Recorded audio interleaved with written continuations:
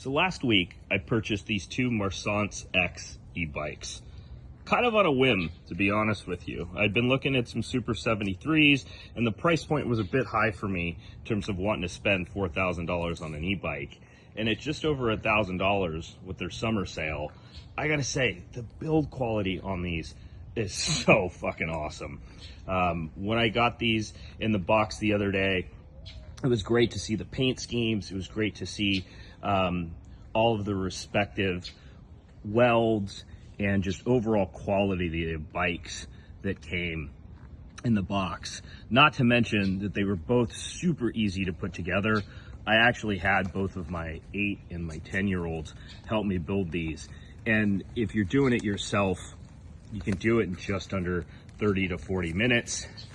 They provide all the tools that you need to put the bikes together, and you actually can do it even faster if you're mechanically inclined and you have your own ratchets. It's super, super, super quick. When wanting to turn on the bike, there's a key up here for your main power that you just turn on, and then you simply hold the power button for a couple of seconds over here. But one of the things that I really love about this is that the screen is super bright. Even in direct light, you get all of the respective stats you need. It's a really crisp, clean display. Be able to turn on the headlights, I initially couldn't figure it out, but like a knucklehead, all I had to do is read the manual they provided. And with the simple touch and hold the power button, you get your lights on, which are indicated here, and you get a super bright LED front light to be able to leverage. One thing is I wanted to mention about build quality is these bikes are a bit heavy, but if you're looking at something that's durable like the Super 73s, you want it a bit heavier, because that shows me that they're using premium quality parts and materials. And with these being longer range, it also comes with a bit of a larger battery pack, which I'll show you in a second. Those are pretty easy to get to. Just take your key, go down here, unlock the hatch, and you get access to your battery pack, which is able to be charged either on board through the side port that I'll show you in a second, or you can fully remove the pack and charge it elsewhere in your garage. But over here, you can charge the battery on board. Super simple. A little plug, they provide the charger for you. And the batteries came with about 10% on them. I was able to charge them in a couple of hours, so it was pretty great. The one thing to note here is these aren't the most high-end rear suspension coils. I mean, when you're looking at like a Super 73 that offers you a Fox rear air shock, I wouldn't say that this is a bad thing whatsoever. From driving around the streets in my town to being able to, you know, take these a little bit off-road, I don't see that as being a problem. I mean, if you want to do some serious off-roading, I think you got to step up to a bit of a higher e-bike. But then again, you might want to look at a dirt bike altogether. I found the adjustability on these shocks super simple with your standard compression dial, and it actually worked. Sometimes you'll get these compression adjustments on shocks and they won't actually do much for you for either high or low speed compression. I found these to be great. The other thing that I wanted to note here is that the brakes on this bike are Tektro hydraulic brakes. And if you ride mountain bikes or you ride any other bikes, you definitely know this brand.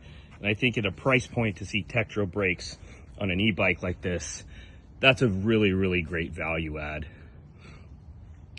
Overall, I'm thoroughly impressed with these bikes. I think it's really, really good for the money. It's really great value.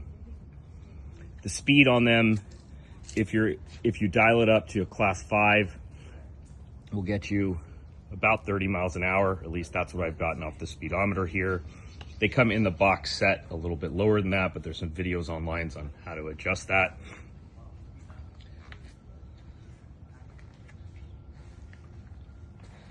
And as I get some more time on these bikes, I'll definitely be able to post some information on how much I'm enjoying riding them. The only thing that I would actually recommend that the manufacturer do is, if anybody has assembled or built bikes before, is that when you're installing standard pedals, you're going to want to include a little bit of assembly grease on the threads that go into your crank arms. It's super easy, going to only cost you a couple of cents, but that was the one thing that I added when I was putting the bikes together, just because being a bike mechanic for many years, I have an understanding of what to do. Same thing on the front axles, just a little bit of assembly grease when you're taking the axle out and reinserting it into the wheel. But overall, super easy to install, super easy to put together. Love the bikes. So I'm about 5'10", to give you a sense about how high and tall the bike is. I find this to be a really good fit for me, actually. The stretch with the handlebars adjusted to my liking fits really well. I'm still riding pretty upright. You can obviously adjust the handlebars forward or back more if you have a little bit more length in your arms or stretch. I find that the pedals are a pretty decent height for me. Obviously it's an e-bike, so it's a little bit smaller than your normal bike, so you're gonna be a little bit more compact while riding. But as you can see, my legs are at about a 90-degree angle when riding on the bike, so I find this pretty comfortable overall. I think if you're a lot taller, you might feel a little bit hunched over, but in about that 5'10", 6'2" build, I think you're gonna be pretty great. Throttle response is pretty great when going from 0.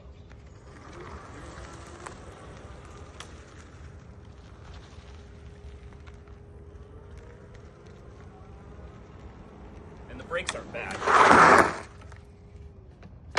So conclusion is, if you're looking for an e-bike and you're not looking to break the bank, I think the Marsant X Ant6 is a really great choice for you. Obviously this isn't a long-term review, but after spending about a day with both of these bikes, I'd say it's definitely worth the money. I hope this was helpful for anybody that's in the market looking at one of these e-bikes and definitely doesn't want to break their bank on spending more than $3 or $4 grand.